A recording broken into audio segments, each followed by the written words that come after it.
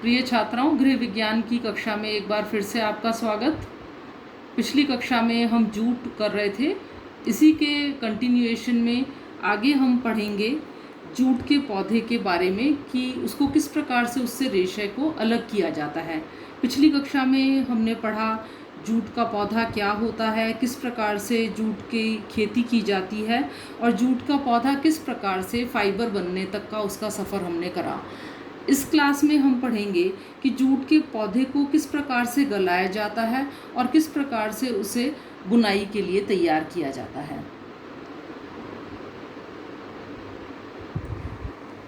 The fibre extraction, jute के पौधे से रेशे को अलग करने को कहते हैं। इसके लिए सबसे पहले जूट के जो पौधे होते हैं उनको बंडल के रूप में बांध लिया जाता है। उसके बाद में उसकी रैटिंग की जाती है, यानी पानी के अंदर गलाना। उसके बाद में स्ट्रैपिंग और वॉशिंग, अलग कुछ इसके अंदर केमिकल्स डाल करके और उसकी स्ट्रैपिंग की जाती है और उसके बाद उसे वॉश कर लिया जाता है। वॉशिंग के बाद अगली प्रक्रिया होती है स्क्वीजिंग, यानी कि एक्सेस वाटर निकालना। उसके बाद सन ड्राई करना, सूरज के अंदर सुखाना, बेलिंग, कच्चा पैकिंग और उसके बाद स्टोरेज करना उसको, या फिर ट्रांसपोर्ट कर देना।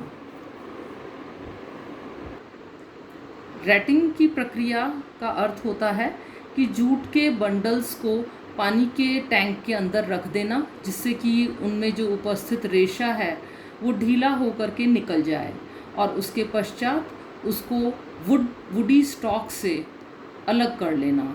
और इसके लिए बंडल्स को सबसे पहले पानी के अंदर रखा जाता है, जिसमें कि पानी कम से कम 60 सेंटीमीटर से लेकर के 100 सेंटीमीटर तक की गहराई वाले पानी में इसे रखा जाता है और 8 से 30 दिन के लिए रखा जाता है। डिपेंड करता है कि कब तक रेशा अलग होता है उसकी बार्क से।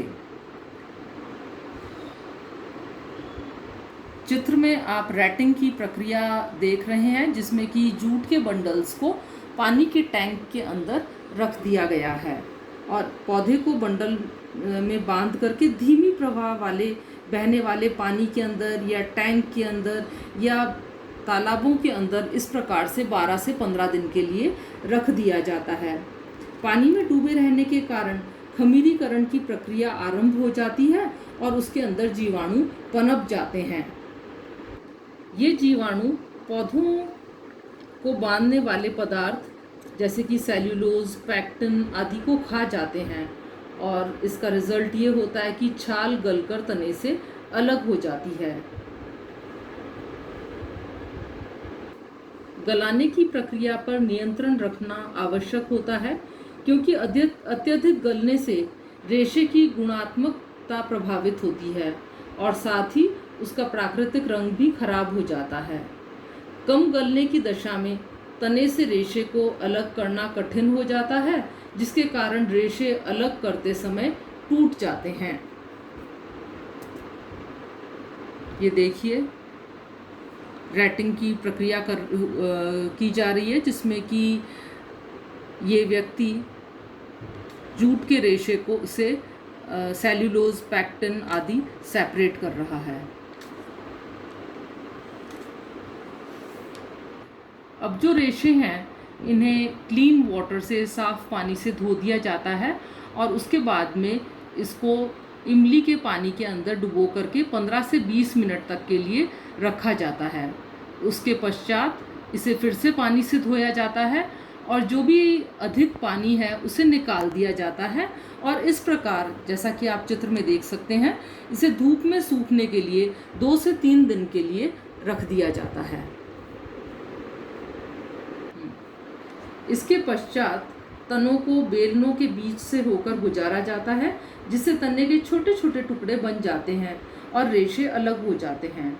कूटकर रेशे प्राप्त करने के लिए इन्हें हाथों से या बेलनाकार मशीनों में से निकालकर पैडल की सहायता से घुमाया जाता है और इस प्रक्रिया से रेशे तने से अलग हो जाते हैं।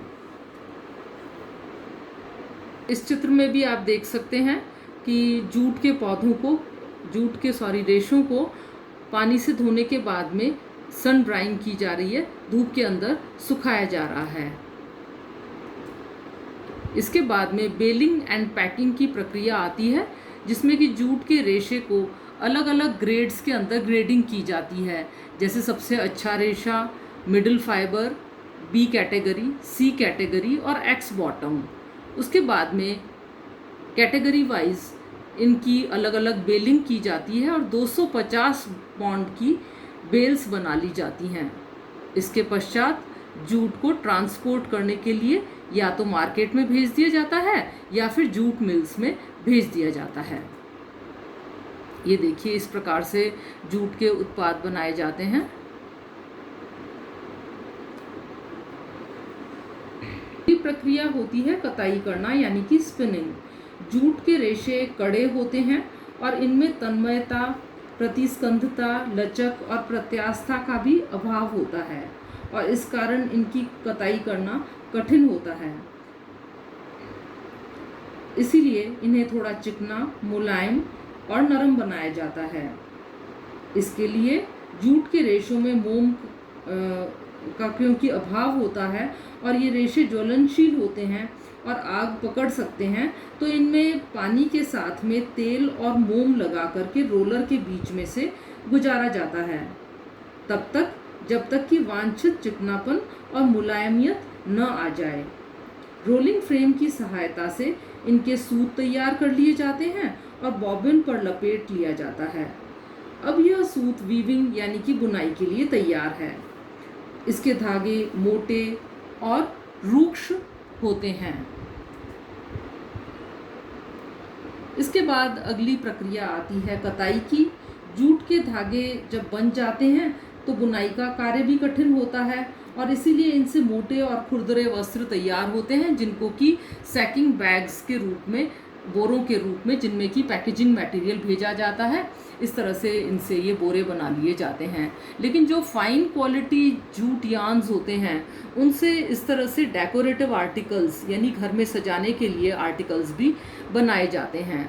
और बच्चों, ये जो हैं ये जूट यार्न या ट्वाइन जूट यार्न से बनाए जाते हैं। ये देखिए कितना सुंदर नमूना है ये, जिसमें कि इसमें जूट के रेशों से वीविंग की गई है।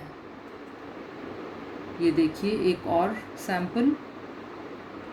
इस तरीके से ट्विल वीव इसमें की जाती है और सुंदर सुंदर सैक्स बनाए हुए हैं ऑफ डिफरेंट कलर्स। ये कैनवास से बनाए हुए हैं।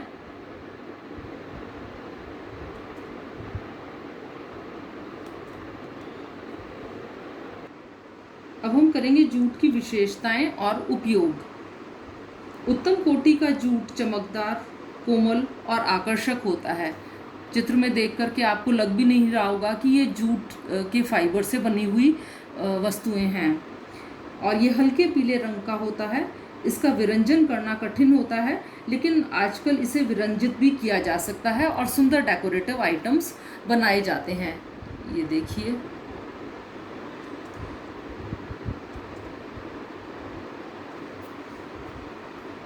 जूट के रेशे अधिक ताप और नम वातावरण में नष्ट हो जाते हैं।